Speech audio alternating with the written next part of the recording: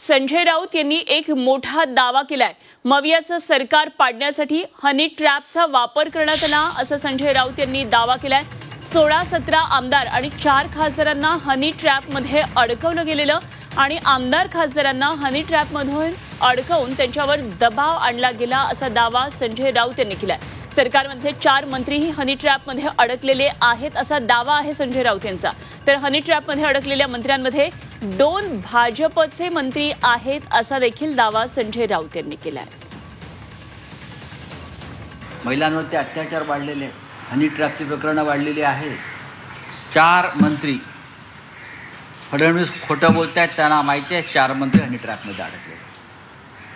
आज मी एक जे ट्विट केलं आहे त्याची सत्यता पडताळून पाहावी देवेंद्र फडणवीसांनी। आमचे जे खासदार फुटले, जे फडणवीसांनी फोडले असं म्हणतात किंवा अमित शहाने फोडले असं म्हणतात, त्याच्यामध्ये ईडी सीबीआय आहे। त्याच्याबरोबर 4 खासदारांना हनी ट्रॅपमध्ये अडकवलं।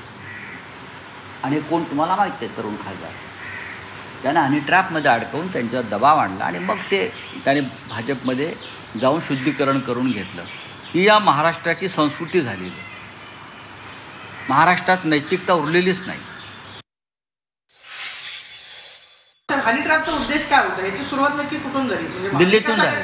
महाविकास आघाडीचं सरकार पाडण्यासाठी जे विजय वडेट्टीवार म्हणतायत त्यांनी थोडीशी अल्प माहिती दिली। पूर्ण माहिती मी तुम्हाला देईन। परवा 2 दिवसापूर्वी काँग्रेसचे नेते विजय वडेट्टीवार यांनी त्याला एक निसट्टा स्पर्श केला की आमचं सरकार हनी ट्रॅपमुळे पडलं, पण त्याने पूर्ण माहिती दिली नाही। ते पडलं नाही, ते पाडलं। हनी ट्रॅप पडलं नाही, पाडलं। आणि 16 ते 17 आमदार, 4 खासदार हे त्याच प्रकरणामध्ये भारतीय जनता पक्षानं आपल्या गळाला लावले। उद्याचा सामनाचा अग्रलेख जरूर वाचा त्या सगळ्या विषयावर। हे जे वेश पालटून जात होते ते एकमेकाला सीडी प्रदान करायला जात होते। रात्री ही बघा तुमची सीडी। हे जे हुडी बिडी घालून जात होते ना आणि मरीन लाईनच्या पुलाखाली भेटत होते काळोखात, आणि मग खिशातून अशी सीडी काढून हे बघा तुमचे लोक, कळलं का?